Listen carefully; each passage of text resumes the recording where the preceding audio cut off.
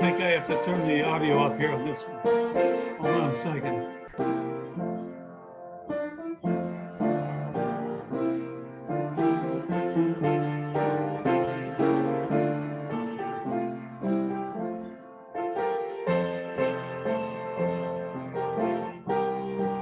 Hey, Ed, are we supposed to be listening to music?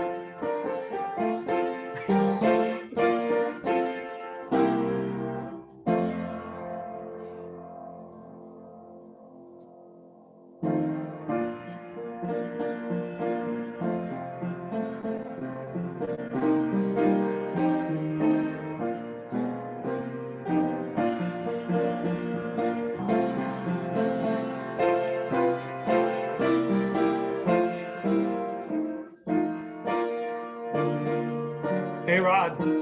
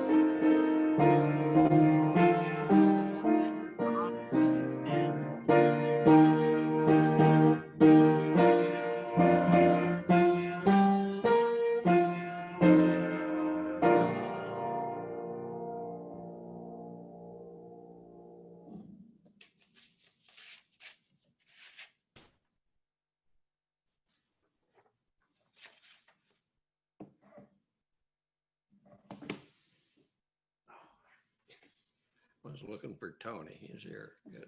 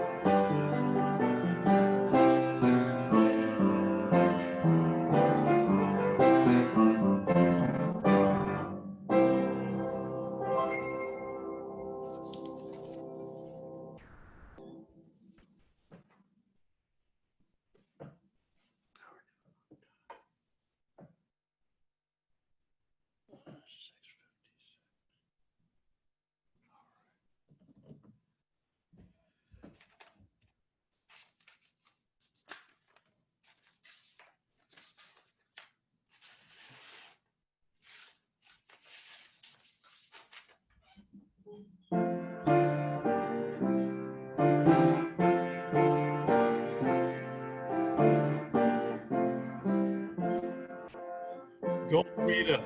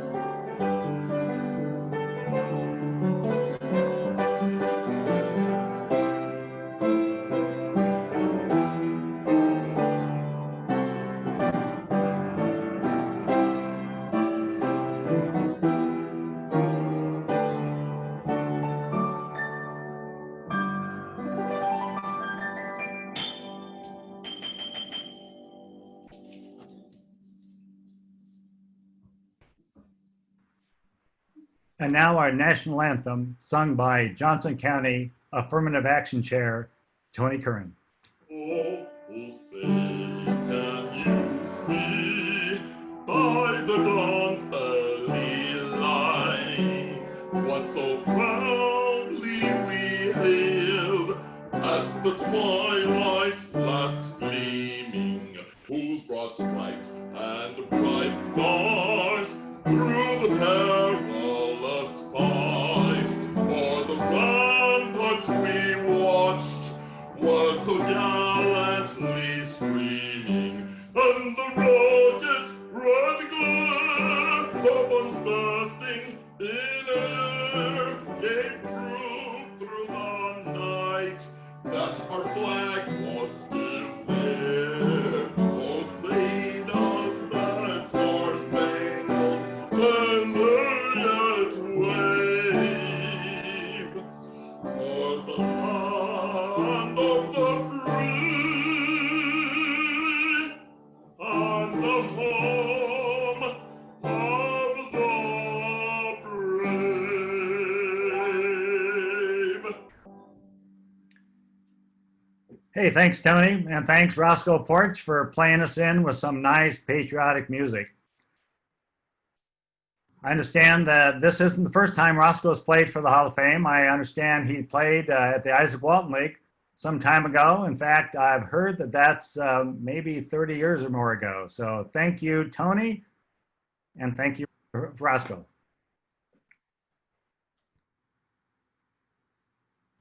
Well, good evening, everybody. I'm Ed Cranston, Johnson County Democratic Party Chair, and I'd like to welcome you all tonight to the 2020 Johnson County Hall of Fame Awards event. It's really exciting to see so many great Democrats here tonight and to honor the accomplishments of some wonderful Johnson County Democrats. We have a lot to do in the next 108 days to get Democrats elected at the county, the state, and the national levels. And we need to make every day count.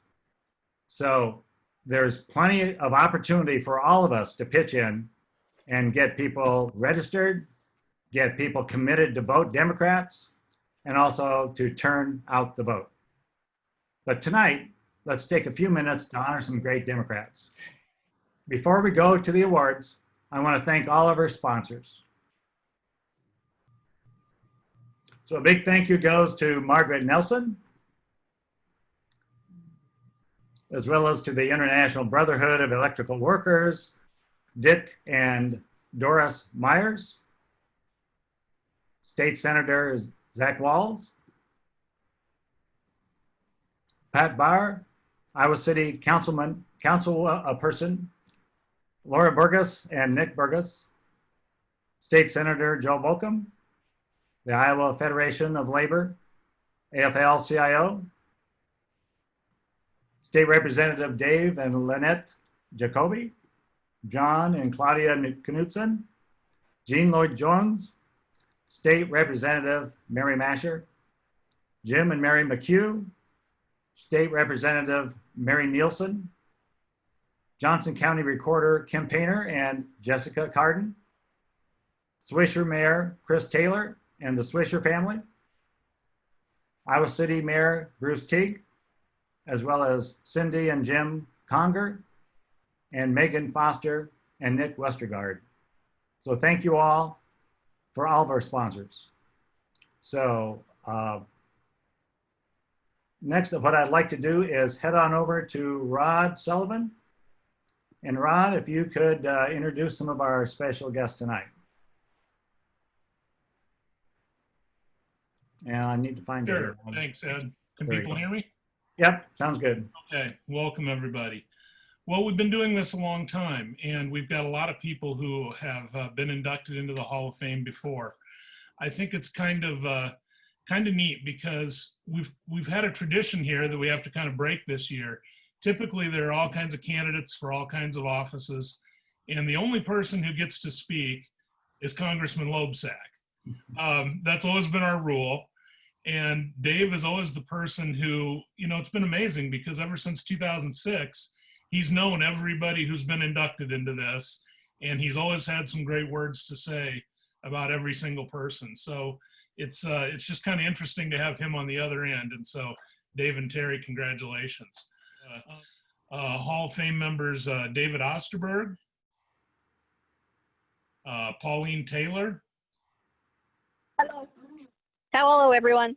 Hey, Pauline. We have Caroline Dieterle,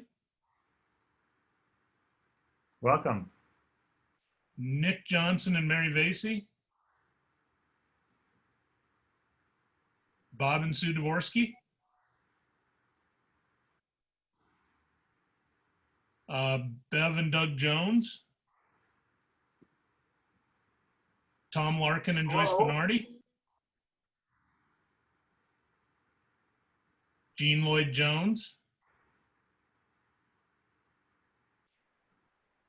Joyce Baldus.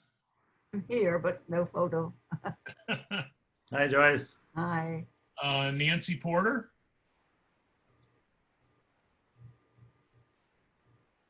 Peter and Eileen Fisher,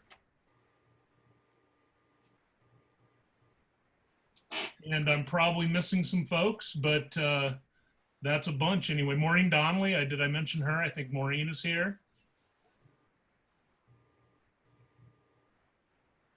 Anybody, if I missed your name and you're a member and you want to wave, Ed will try to get you on camera.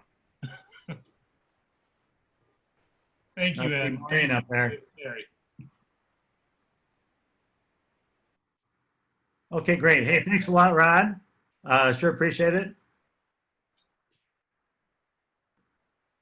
And just a second here, I'm going to let some more folks in here. So yeah, thanks again, Rod. As you can see, we've got some wonderful Hall of Fame, past Hall of Fame inductees and other Democrats here tonight. Johnson County has really been fortunate to have such hardworking Democrats. And the Johnson County has always been fortunate with those, but then also we have some strong grassroots activist groups. Last year, we honored the East Side Dems and Flip It, Iowa for their contributions to get Democrats elected. This year, we have another exceptional grassroots group that continues to amaze. And this group is the Potluck Insurgency. They do fundraising for Democratic candidates in and outside of Johnson County, working to flip the Iowa House and Senate. They had a very successful fundraiser for Rita Hart. They have hosted a U.S. Senate candidate forum online. They've written letters. They've made sent postcards. They've made phone calls. They have hosted a number of presidential candidates in an intimate, personal setting. So this year, the 2020 Johnson County Activist Group of the Year Award goes to a group with the most fun name, the Potluck Insurgency. So we have our two co-chairs here tonight, Rosanne Cook and Jane Cranston. So Rosanne, I need to find you. I just raised my hand. Oh, there you are, Rosanne. I can hear you. Take it away. Sorry. Thank you. Thank you so much for this award. I am just thrilled to accept this on behalf of our steering committee and members of Potluck Insurgency, many of whom are here tonight. And I just wish we were together in person so that I could pass it around and you could get your fingerprints all over this lovely award. It's very much appreciated. And I hope one of these days we will be able to get our fingerprints all over it. We started in January of 2017 and pretty quickly decided our mission would be to work toward having the strongest impact we could on returning their country to democratic ideals by advocating for democratic policies and providing assistance on the ground to democratic candidates. So to accomplish these goals, we did the things that Ed just talked about. We've done meet and greets and fundraisers and talked about issues and organized people to write letters and send emails. And we've had a lot of fun doing it along the way. Right now, we are determined to do anything we can to elect Democrats in November. And I know we are here to celebrate tonight, but I would like to challenge everyone to remember to talk to other good Democrats in Johnson County who perhaps have not donated to campaigns or made phone calls or gotten involved in writing letters, etc. We all know what's at stake in November. So I would love to see some new faces at our Zoom events and other Zoom events in the next few months. So again, thank you for this wonderful honor. It is much appreciated. And right now I'm going to turn this over to my potluck planning partner, Jane Cranston, who will tell you just a bit about our next event. Hello, everybody. We are very honored to accept this award on behalf of all the local grassroots groups that worked so hard to get Democrats elected. I was talking the other day with a friend about what it was like the day we woke up and realized that Trump had been elected and both houses of Congress were Republican. And someone said that they hoped we never have to go through that again. And I think it was the first time it occurred to me that it could happen. Well, if it does, I don't want to feel that I should have done more. I don't want to feel that if we had worked harder, we might have prevented it. Now is the time we must work together to take back our country. To quote the late John Lewis, if not us, who? If not now, when? Please join the Potluck Insurgency for a virtual fundraiser event on Sunday, August 2nd at 6:30 for candidate Kelsey Brackett, Iowa House District 91, and candidate Chris Braze, Iowa House District 46. For more information, please go to our Potluck Insurgency website or Facebook page. Thank you all so much. Stay safe. Hey, thanks a lot, Jane, and thanks a lot, Rosanne. Congratulations to the whole group of Potluck Insurgency. Our next award is a Volunteer of the Year award. And for the Volunteer of the Year award, that's going to go to Leah Jesse. Leah is a huge asset to the Johnson County Democrats and is clearly one of the most active members. With her children, Linus and Becca, there probably hasn't been an event during the last couple of years that they haven't been a major reason for the success of that event. Whether it's Pride Fest, Juneteenth, Latino Fest, all the parades of Johnson County, the Johnson County Fair, our annual barbecue and handling arrangements for our county conventions. I can't think of anyone more deserving of this 2020 Johnson County Volunteer Award than our second vice chair, Leah Jesse. Hello, everyone. Oh, there you are. Go ahead. So I'll show my award. A little hard to see because it is here, but it's a beautiful award, and I'm very proud and honored to have been selected for this. But I do want to thank all of you because this is basically what my work was volunteer recruitment and organizing events, and couldn't have done everything we did and had all the success that we had without every single one of you guys helping out and showing up. I see a lot of familiar faces that are at a lot of the events. So I really want to thank all of you for everything you've done and encourage you to continue. My committee is working on, as we all are, trying to find different ways to still be active and support our mission. And one of the things, be watching, we are going to be organizing, selling different masks as a fundraiser, and using some of my committee events, my events committee budget to encourage that. So watch for stuff on that. But I really, really want to thank these two wonderful kids that are beside me. I think most of you, if you've been at any Johnson County event, the barbecue, they were there with me at 9 a.m. to set up and stayed till 9 p.m. to shut things down. Same with all the conventions. These kids are just amazing. And I'm really excited that we have people like them and like Theo Prunius that are the future of the Democratic Party. So I'm just really want to thank these guys and encourage more people to become more active. So thank you so much. Hey, thanks again, Leah. Boy, you and the kids, they really, really help out with really all of our events. So our next award, well, our next award is rightfully named the Above and Beyond Award. And for me, it's very clear that John Deeth definitely deserves the Above and Beyond Award. John's been working on caucus arrangements for the past 26 years, but never working harder than this year to pull together and train 57 caucus precinct chairs, securing 57 caucus locations large enough to squeeze in over 21,000 Johnson County caucus goers. It's a pleasure to present this award, this 2020 Johnson County Above and Beyond Award, to John Deeth. John, you want to say a few words? Just a second, John, I got to get you unmuted. Can you unmute yourself there, John? There we go. Thank you. Thank you, Ed. Sorry about that. This award really belongs to everybody in the Johnson County Democrats, because the caucuses would not have happened without the help of every single person on this screen, and I'm forever grateful.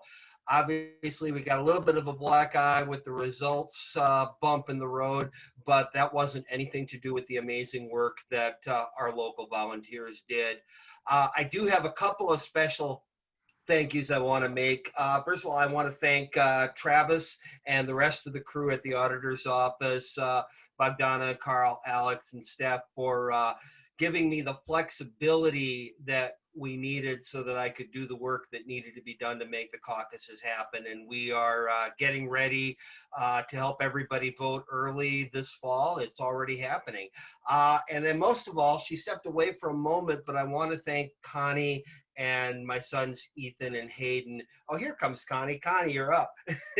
Connie and Hayden and Ethan for being so supportive of me through all of this process and helping make this happen.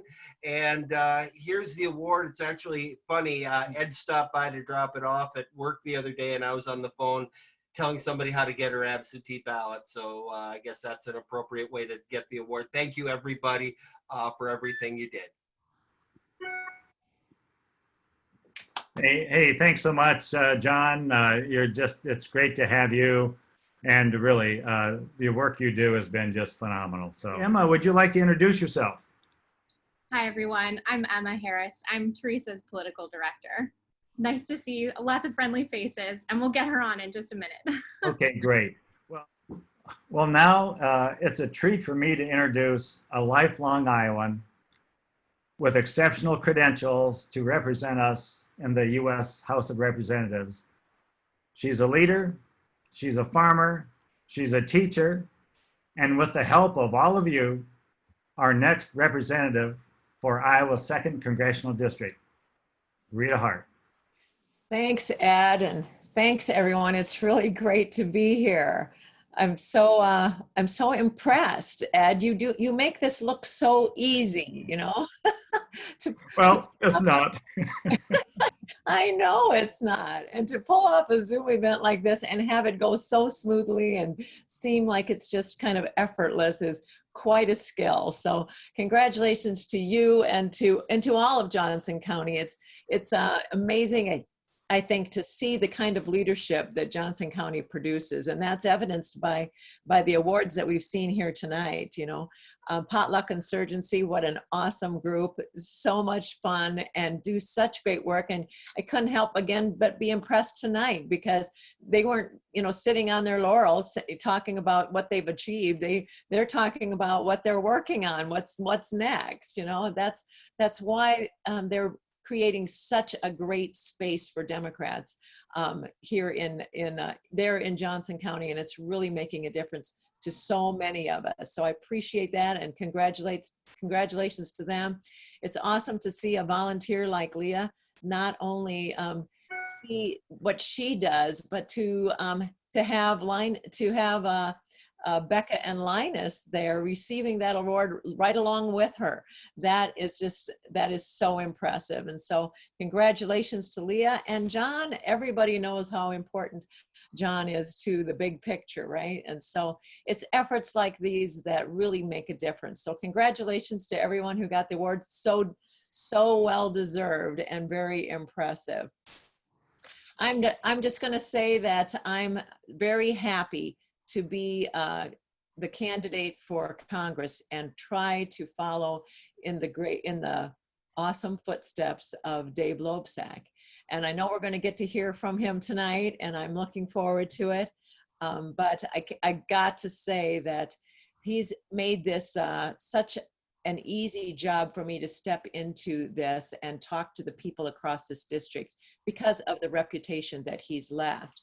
And that reputation really has to do with the fact that he has listened to the people of this district and he has responded accordingly, and they feel well represented. And so that's the example that I'm going to take. I'm going to take my experience as an educator for 20 years. I'm going to take my experience as a farmer, as a farm girl, but also as a state senator, as a mother, as a volunteer, but mostly as somebody who learned how to listen from so many people and learned how important it is that when you are trying to be a public servant, that is the most important thing you can do, is to really listen and act accordingly, to care enough about what you hear to make a difference in people's lives. That's what we've seen from Dave Loebsack. That's what I know we have to do, because we are facing some incredible challenges right now. That's no mystery to anyone here, right? We're facing challenges in healthcare, in the economy, on justice issues, on climate change, on education. We need to be listening to the people who are telling us how important these issues are to them and how important it is that we find solutions to these problems, and to know that we're not going to find the right solutions unless we're truly listening to the people of this district. And so that's what we're doing in this campaign, bringing people together, talking about these issues, really listening to what we're hearing, and knowing that that's how we're going to come up with some great solutions to the problems that we face. But we're not going to do that unless we win this election. And Johnson County could not be more crucial to this effort, right? It's Johnson County that, with a great turnout, is going to make a big difference in our ability to have a great November. So again, I'm so pleased to be here, so happy that Johnson County is alive and doing what it takes to win this election in November. I'm looking forward to the next few months, and then I'm going to look forward to celebrating with all of you when we bring this thing home. Thanks so much, Ed and everybody else. Hey, thanks, Rita. Really appreciate it. Great to have you here, and we're with you. Yes, you are. Okay, hey, thanks. Hey, when I think about Teresa Greenfield, I think of a farm kid, I think of farm values, I think of get it done attitude, I think of someone who has met adversity head on, someone who prioritizes Social Security, someone who's ready to fight on day one, and that's the type of senator we sorely need. So it's my pleasure to introduce a candidate with that get it done attitude, Teresa Greenfield. Hey, there you go. Excellent. Hey, there you are. Hello, everyone. Good. Welcome. Thank you. Thank you for the invitation to come out tonight and giving me just a little bit of time in your Hall of Fame Zoom event to introduce myself, but also just to say hello. And thank you all for the work you do to get Democrats elected. You know, candidates, I don't care if you're running for library board or city council or president of the United States, nobody gets elected alone. And it is your hard work on the ground, sharing your time and your talents and your treasures that help candidates get elected. And I know I am looking forward to working with you to flip this United States Senate seat in November. I also want to thank the honorees and congratulate them tonight. Potluck Insurgency, I had the chance to meet with you. Dave, they gave me some really tough questions, and I expect they'll come for 6 years. Leah and John, thank you for all that you do in Johnson County too. I definitely want to give a huge shout out to Dave and Terry.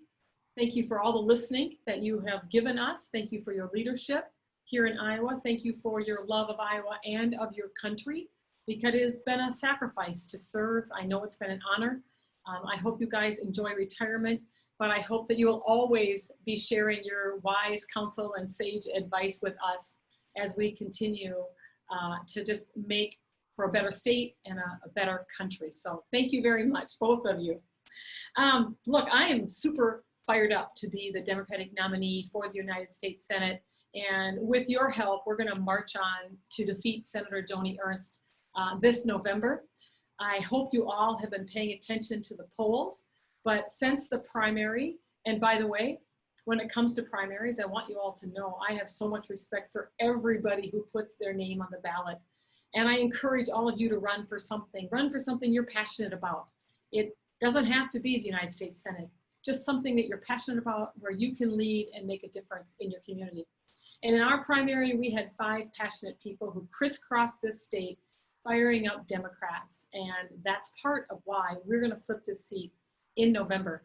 So there have been 4 polls that show us leading Senator Ernst, all by 2 or 3 points. Man, that's gotta be getting under her skin. At least I hope so. And we're fired up. And I'll tell you why. It's because people are souring on Senator Ernst. She said she would be independent, different, and make them squeal. And of course, nobody's squealing unless you're a farmer, unless you have a pre-existing condition, unless you rely on a rural hospital that's threatened right now. Senator Joni Ernst has put her corporate PAC donors in front of Iowans, and we are gonna make sure they know how she has voted for her term, and it hasn't been to put Iowans first. So I am super fired up to be here. I think part of how we win this race, though, is gonna be folks like you in Johnson County. You are one of the largest Democratic bases in this state. And across the state, by the way, we have registered since 2018, I believe about 60,000 new Democrats. People are moving to the Democratic Party. We now have more active Democrats than Republicans in this state, and certainly in Johnson County. We need to make sure we get every one of them out to vote this fall. We're gonna do that as part of the coordinated campaign with a real focus on absentee ballots. I want you to know the overwhelming turnout that we had in our primary. You guys saw it in Johnson County. We saw it across the state. Just tells us that voters want that opportunity to vote by mail, and we're gonna make sure they get it both on the countywide basis, but also on the statewide basis, above and beyond what the Secretary of State is going to be doing so that we can win this election. I don't want to keep you guys very long. I just want to say thank you. And I just want to remind you that we, in my opinion, are in a real moral moment in our country. A moment where we're going to decide if we're going to have the kind of leaders who are going to do what's right, or leaders like Senator Ernst who look away from what's wrong. And we only have a little more than 100 days between now and November. And I hope every one of you challenge yourselves to do more and to dig in deeper and to make sure that on election night in November, we all have done everything we can do to win back the presidency, this US Senate seat, hold on to the 2nd District congressional seat, re-elect your House and Senate leaders around your districts. We've got some new people too running, right? Lonnie, Christine? Yeah, let's make sure they get elected too. There you go. Guys, enjoy your night. Thanks for coming out. Thanks for giving me a few minutes just to say hello. And I look forward to working with you over the next couple months. Bye-bye. Good to see you, Dave and Terry. Good to see all of you. Oh my gosh, Rita, mwah. Go girl. Hey, thanks so much, Teresa. It's great to have you. And we look forward to more things coming up here. We've got, like I said, not many days before November. So we've got our work cut out for us. So again, dig in deep, everybody. All right, take care. Yeah, hey, thank you. Good night. Good night. Hey, let us send it back to Rod. Rod, if you would go ahead and introduce our one of our special guests tonight. Absolutely. This is a pleasure for me. I'm going to introduce the person who's going to actually give the awards to Dave and Terry. David Osterberg is the founder and former director of the Iowa Policy Project, an NGO that provides fact-based analysis to engage Iowans in a discussion about public policy on the environment, the state budget, and economic opportunity. He's also a professor of occupational and environmental health at the University of Iowa. Osterberg is a former Democratic state representative who was chairman of the House Energy and Environmental Protection Committee, as well as the Agriculture Committee. He just so happens to be the very first state representative for whom I ever cast a vote almost 40 years ago. He was the Democratic candidate for the US Senate in 1998. And I spent a lot of time with Dave Loebsack in that little office at the Iowa Lodge on the Coralville Strip, if anybody remembers that year. Dave Osterberg worked as a special energy consultant to the director of the Iowa Department of Natural Resources. Osterberg holds advanced degrees in water resources management and agricultural economics from the University of Wisconsin at Madison. He and his wife Kay live in Mount Vernon, Iowa, and it is my pleasure to introduce my former representative, David Osterberg.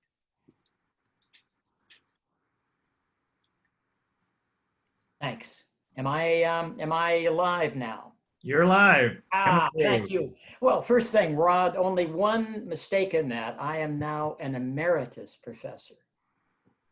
And if you know what that means, free parking on campus for life. So that was an important thing to have said. But my job is not to talk, well, it's to talk about my friends from Mount Vernon. I've known Terry and Dave for a long time, both before they got together and certainly since. And I knew Terry by reputation as one of the best primary teachers in Mount Vernon. And I checked around lately to try to get some stories about her. And at least one of her colleagues talked about her making kids feel really special. Glitter was one of her methods. And she's even known by some people in this town as the glitter queen. And she helped out one kid who really needed that kind of attention. John, he's the son of a good friends of mine. And he's one of those distracted kids who could have fallen way behind in school unless somebody could get a hold of him. And his mom told me that he just could not stay on task, but Terry helped him get that start. And I say that because John just got his master's degree in December from California. So she got him a great start. And we think about teachers in this pandemic since they're being called upon, and we are not sure what is going to be a health effect and how people get it. This is not the first time. AIDS was scary, and we did not know if it could be passed in schools. And we had no idea what was, oh God, what was happening. Sorry about that. Something there. That was somebody else. Good, not me, not my fault. And so when this AIDS scare comes along, we have this kid, John, M.A. John, and his girlfriend, who are second graders, okay? And they were found kissing on the playground. And of course, the kids came to tattle to Terry. And she then is faced with, is this a health issue? Should I say something to the parents? What do we do? This is when people really weren't sure. Terry knew the kids, she knew the parents of the kids, and she was able to talk to them all and talk everybody down, and there was no problem. And I assume she also tried to dissuade this kind of behavior. I mean, kissing in the second grade's a little early on for anybody. And I knew Terry as a good teacher.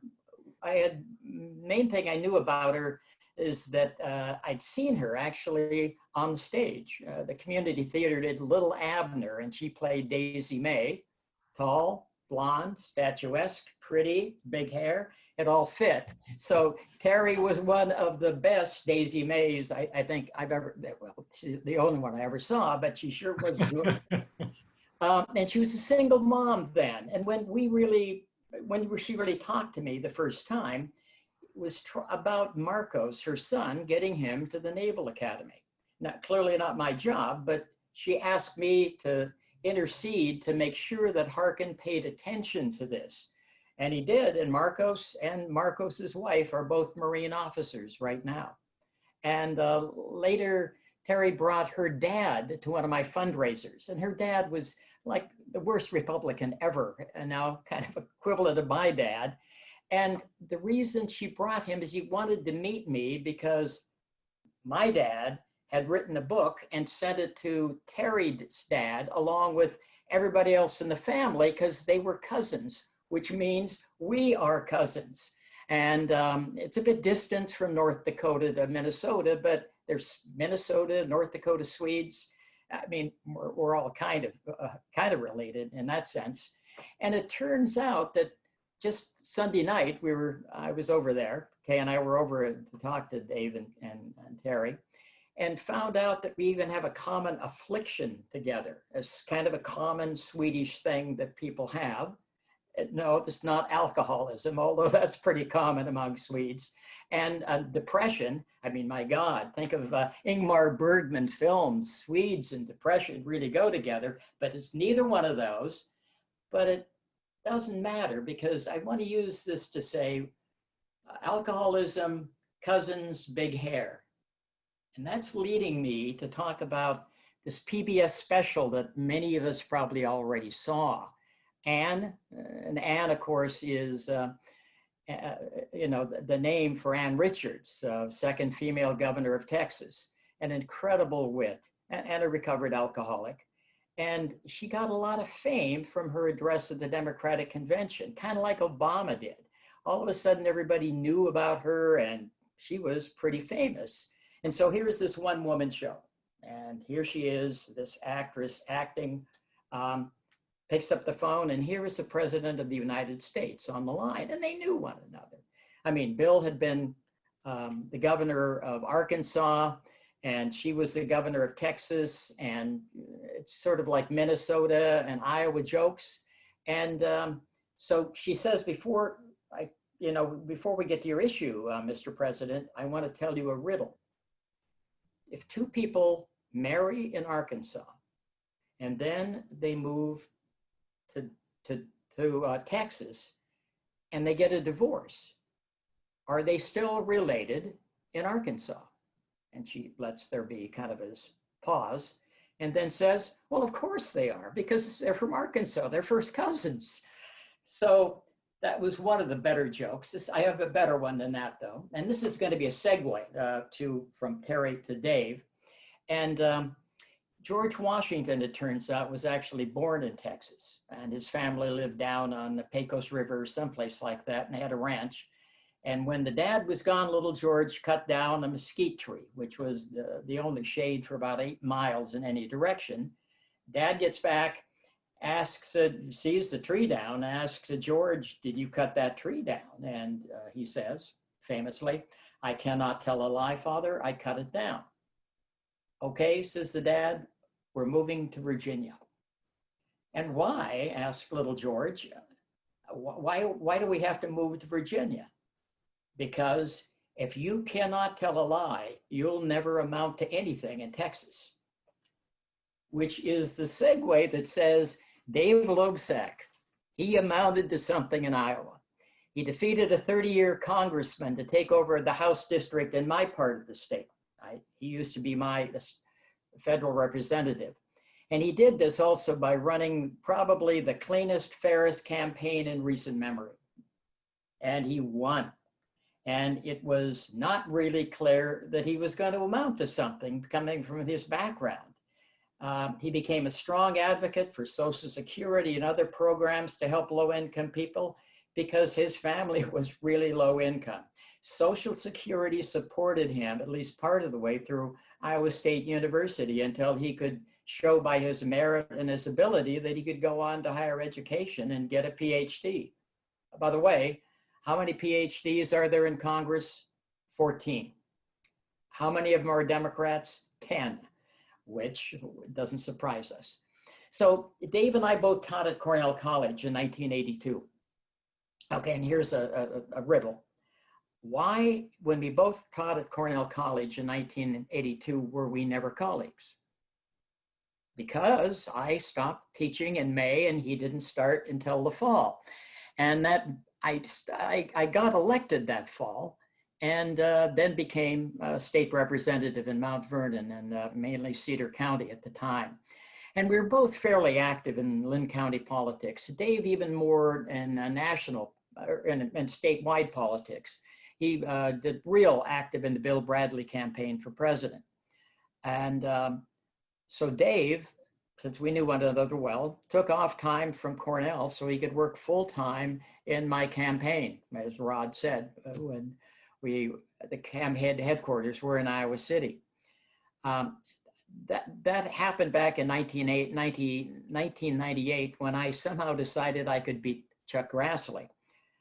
That was a minority opinion. And it was such a minority opinion that no one would give the campaign money. It was almost impossible to raise money because I'd call people I knew fairly well and they'd say, gee, we'd like to help you out, but I can give $100 to somebody who can win and I can make a difference.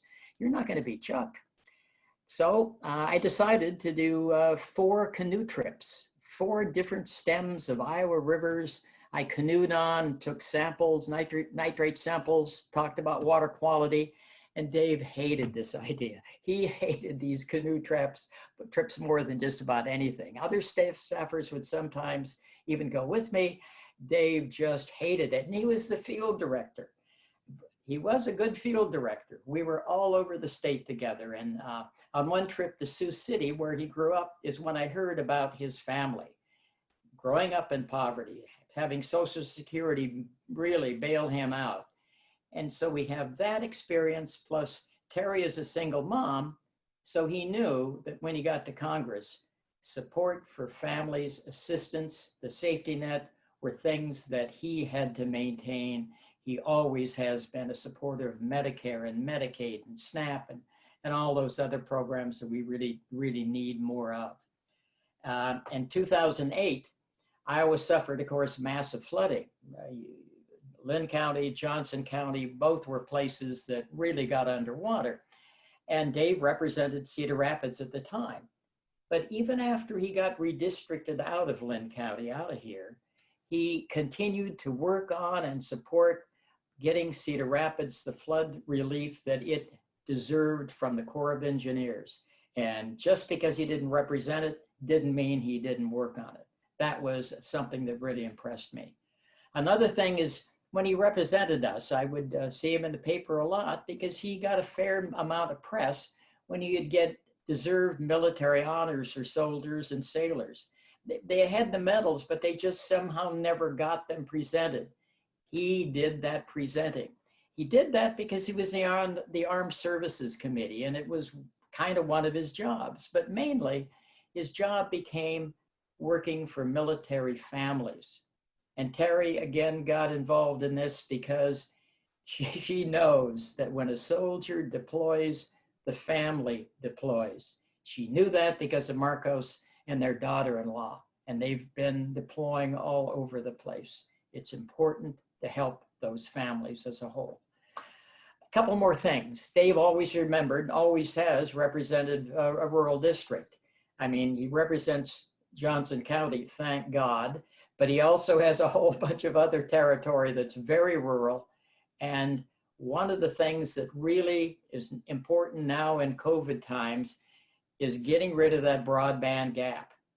Dave serves on the Energy and Commerce Committee, which has jurisdiction over telecommunications. And so he has worked in a bipartisan manner with colleagues to write and pass new legislation to get expanded broadband access. When students are abruptly pulled out of school and adults are told they can't go to work, they have to work from home, it's really important that they have decent high-speed broadband. It's probably going to be important again in the fall when kids may be learning that way again. Dave's done lots in that area. One more area, that'll be the last of this. And one more issue that I have to mention is Dave's work on mental health. And it's again because of the way he grew up. Mental as well as physical health is something we got to think about. And most of us have heard him speak about this. And he would talk about growing up the way he did with a mom who struggled with mental issues. And actually Dave had to move in with his grandma when when the mom could no longer take care of the family. He's always used his position in Congress to help break down that stigma of mental illness. I'm proud of him for that. He has said that it is no longer acceptable for people to suffer in silence. It's not. Dave's helped out on that. So that's my introduction. And I know it's a rather long introduction, but that's Rod Sullivan's fault because he told me to do that. And I told him, look, when I was inducted into the Hall of Fame, gee whiz, it took all night. And we were hoping that one of the introducers or the recipient or something would just leave or something because the thing went on forever. 6 people were inducted. And so I said, Rob, look, I can do this in 5 minutes. If you really want me to work, I can do it in a 3-minute introduction. He said, no, please. These are the only people who are getting the award. You gotta make it a little longer. Therefore, I have given you a background on these 2 people who I like very much. And they're great people. I'm sorry Dave is leaving Congress. It's time for the next step in their lives. So my job is to give you your honorees, my friends and my cousins, Congressman Dave Loebsack and Terry Loebsack. Wow, way to go, David.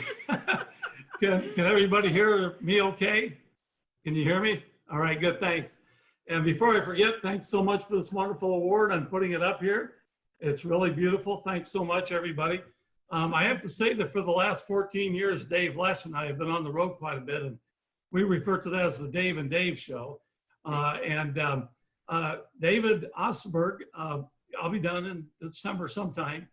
We don't have to just hang out at Fuel in Mount Vernon. We can go on the road and it could be the David and David show. Thanks so much, David. I'm gonna let Terry say a few words when I'm done too. I really, really appreciate that. And, you know, I got to tell you, when you can make things so funny like this, especially in this time of the pandemic and all the issues that we're facing as a country, that's a hell of a skill on David Osterberg's part. Everybody give him another big round of applause, if you would. All right. Thanks, David. Okay. Well, where to begin? You know, I'm not going to go on and on, I promise. In fact, I hope my speech isn't as long as David's was. Sorry about that, David. But I do want to thank, you know, obviously Rod and Ed for putting this together. Ed's doing a fantastic job, you know, obviously as county chair. Give him a big round of applause, if you would. I told him I thought he was crazy when he wanted to do it, but he's doing a fantastic job. And certainly Roscoe and Tony. Roscoe plays great. Tony sings really well. Give them another big round of applause too, if you would. Thanks so much. I really appreciate it. On a more serious note, I do want to make sure that we recognize, obviously, that my friend and my former colleague, John Lewis, you all know, passed away last night about 10 o'clock Iowa time. He was really fantastic. Just one of the great leaders of the United States in our entire history, quite honestly. And if we could just take a moment of silence for John, that would be fantastic, everybody. Thank you.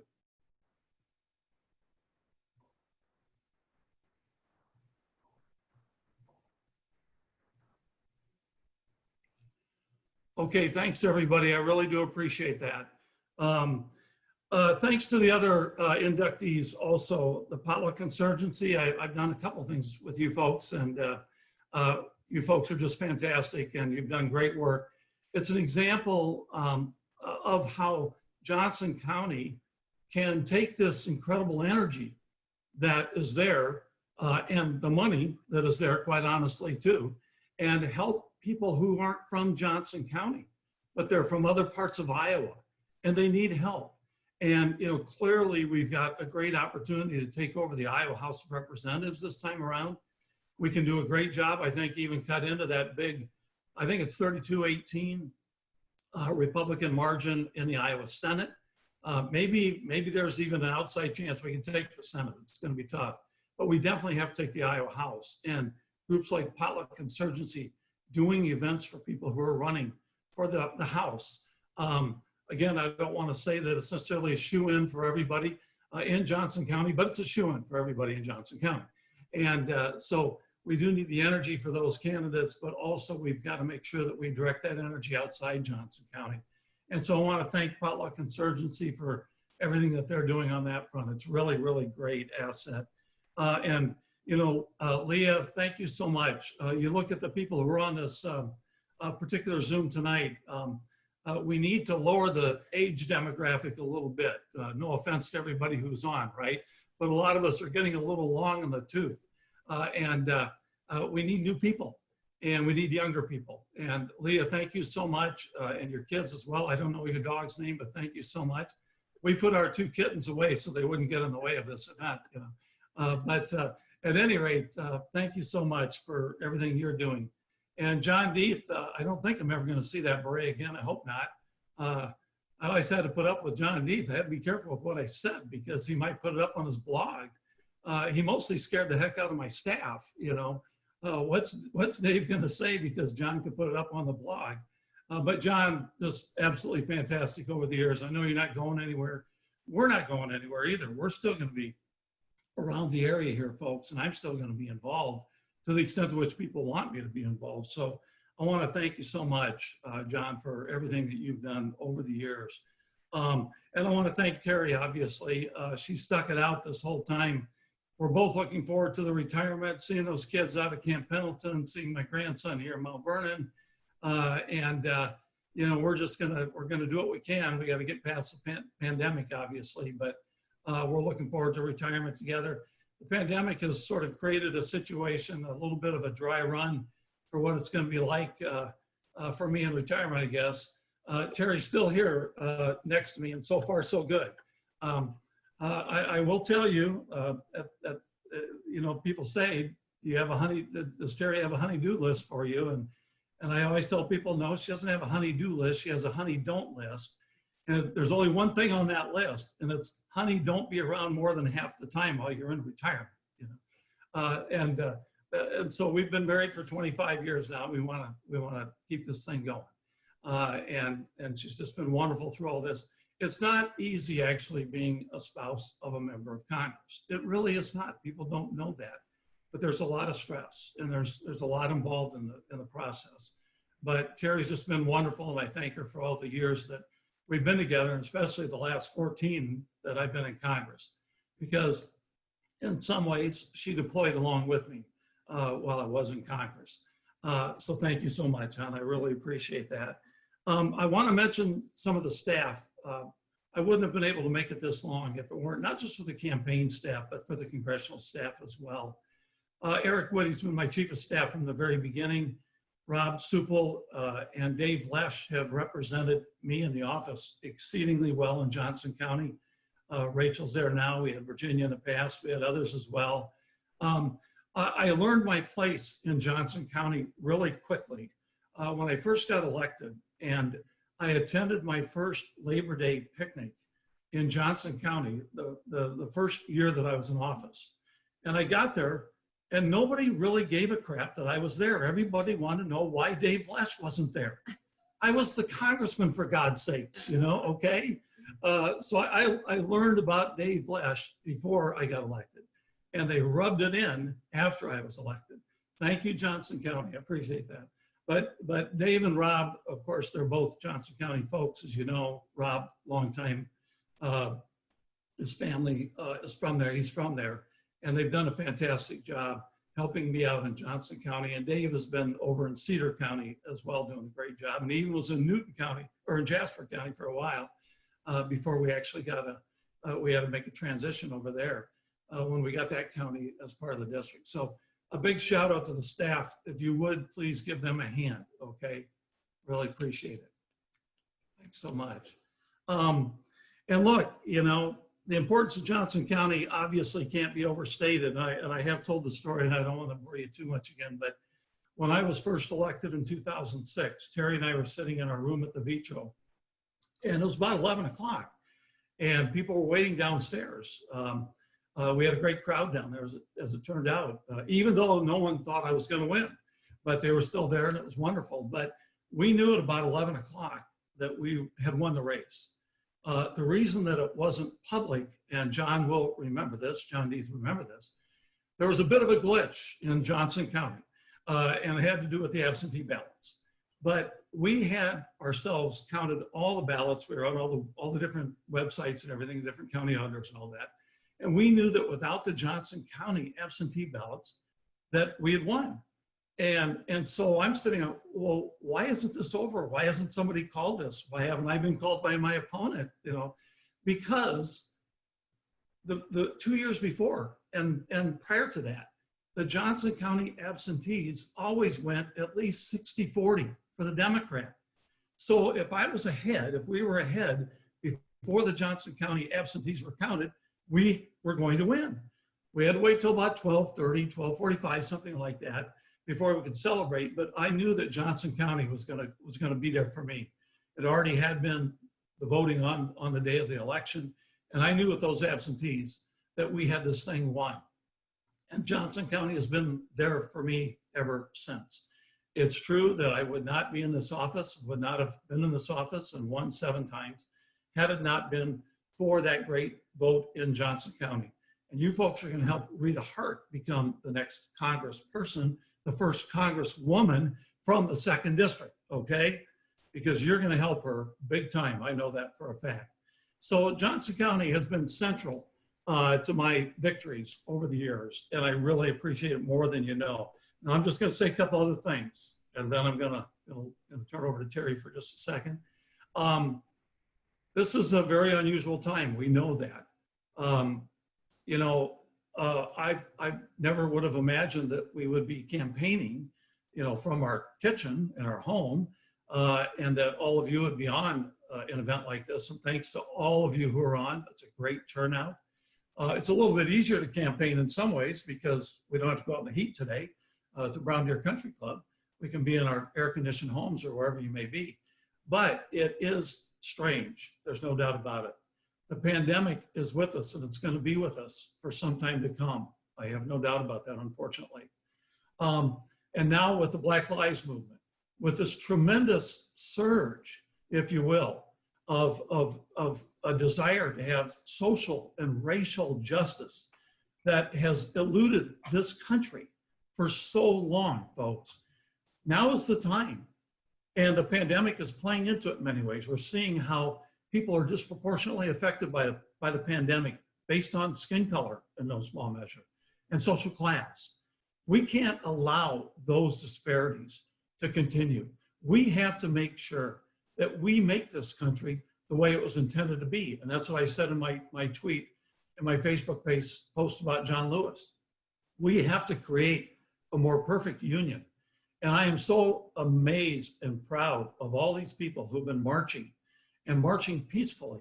And it's people who are not my age. Some are out there who are my age, but it's so many young people, so many people who have felt, you know, their desires and their needs and their goals, and they've been pent up for all these years.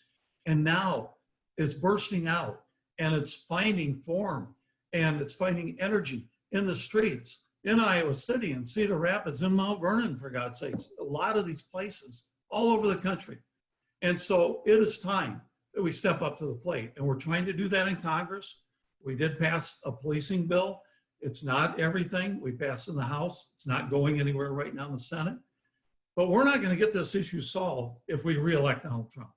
We're not going to get this issue solved if we continue to have Republicans control the U.S. Senate. And we're certainly not going to solve this issue at the federal level if we don't maintain Democratic control of the U.S. House. This is absolutely essential. There are so many reasons why we have to get rid of Donald Trump. And you can name a ton of them, each one of you. There's nothing good about this president and his presidency. And it is only getting worse. They have Rose Garden events that turn into campaign events for him. It is beyond outrageous, this behavior of this president. And Joe Biden, we all know, is a good, decent man. He stands for the values of this country. He knows what it's going to take to lead this country forward because he's been there and the way he grew up and the things that he's been fighting for. Teresa Greenfield, she's going to replace Joni Ernst. You know, when Joni Ernst decided to be a leader in the US Senate among the Republicans, I knew that we had some chance to take her down when she did that. Because she's not working for Iowa, folks. She's working for Mitch McConnell. She's working for the Republican Party in the US Senate.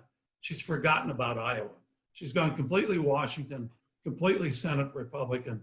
And Teresa Greenfield knows what it takes to represent Iowa. And her background tells us that. And look, we've got Cindy Axne, and we got Abby Finkenauer, and we got J.D. Schulten up in the northwest part of the state. That's going to be tough. I'm from that area. But we've got to get J.D. in there. We've got to get Cindy and Abby reelected. And I couldn't be happier. We got a lot of other candidates who thought about running in my place. But I couldn't be happier that Rita Hart has stepped forward and decided to take my place. You all know about her background. I'm not going to go over that. I've already talked to you about that, or other people have already mentioned that. She's mentioned that. You're going to have a lot more opportunities to hear from me about Rita Hart. But she's going to be a fantastic, as I said, first Congresswoman ever from this district. And actually, you know, Joni Ernst, of course, did become our first female senator from Iowa. But, you know, we're going to have Rita join Abby and Cindy, and we're going to have 3 out of 4 members of the U.S. House, females from the state of Iowa. That's pretty fantastic, I think. So I'm going to turn it over to Terry now. She promised me she'd keep it under 22 minutes. But at any rate, thanks so much, David, again, for that introduction. Thanks to all of you for helping me over the years. This isn't the last you're going to see of me or hear from me. I still have at least until December. And here's Terry Loebsack now for you folks. First of all, I want to say thank you. Thank you to all of you. A special thank you to David Osterberg, my cousin. Thank you so much. I would like to thank you all for your patience, your enthusiasm, your trust, your sincerity, your sympathy, all of those things that helped us get through. It has been just a wonderful adventure. I would encourage any of you that are thinking of running to do that sort of thing. It is incredible, the people that you meet, the places that you go. So other than that, thank you so much. We appreciate this so much. Thank you. Thank you. Thank you.